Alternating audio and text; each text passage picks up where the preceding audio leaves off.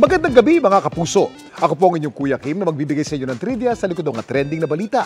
Kamakailan lang, sinare ko online ang malagim na sinapit ng aking passport sa kamay sa pangil ng isa sa aking mga alagang aso.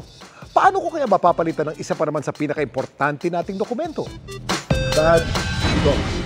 Halos mapunit ang aking puso sa eksenang ito. Ang aking passport, ninatkat ng isa sa aking mga fur baby. Dahil babiyahe ako, kinuha ko yung mga passports ko, pinato ko si babaw ng kama, I took a shower. Paglabas ko ng shower, talagang nanlambot ako. Pasado na yung passport na yan eh. Pero, pwede pang gamitin yung mga visa sa loob. Japanese visa, Schengen visa, UK visa, nandun pa. Dog. Ang salarin, ang aking 12-year-old adoptee, si Lolo Joe. At habang pinagsasabihan ko si Lolo, abang ayaw pa niya magpaawat, inaabot at pilit pa rin kinakagat ang aking passport na nakangiti. Ay, nako.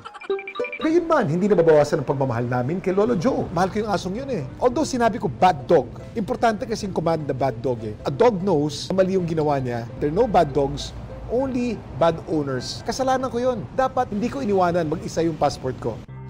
No. Pero para sa mga fur parents gaya ko, paano nga ba natin mapapalitan ang ating mga sirang passport? Ay, nako. Kuya Kim, para saan po ba ang passport? Kuya Kim, ano na? Ang passport ay isang travel document ng pagkakakilanlan o citizenship ng isang tao. Dala-dala natin ito pag tayo bibiyahe sa ibang bansa.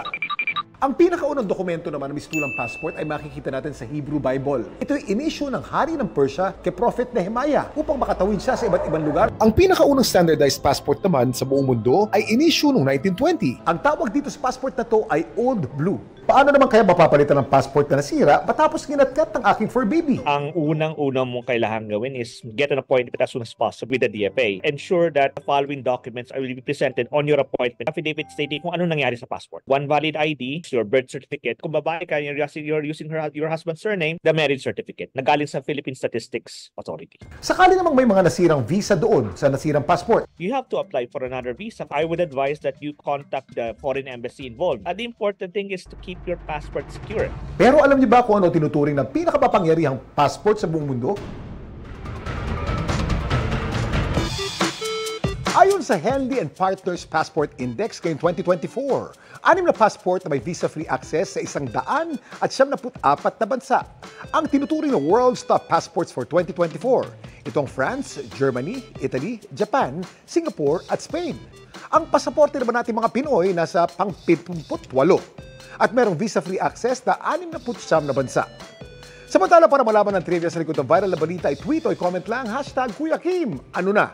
Laging tandaan, kimportante ang may alam. Ako po si Kuya Kim at sagot ko kayo 24 oras.